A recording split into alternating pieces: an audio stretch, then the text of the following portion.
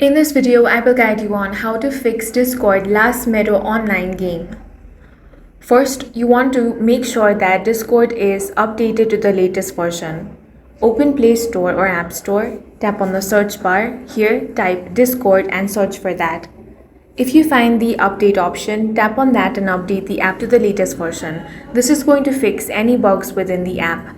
After it has been updated, launch open Discord and check if the issue has been fixed. If it is not, then you want to restart your device. Go ahead and restart it.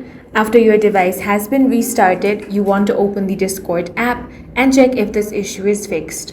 Finally, you want to clear the app's cache. For that, long press on the Discord application, then tap on this app info icon. This will take you to settings.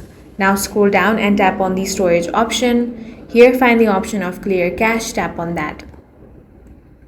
By following these steps, you will fix the Discord last Meadow online game issue. That's all for this video. If you found it useful, make sure to hit the like button and subscribe for more videos like this.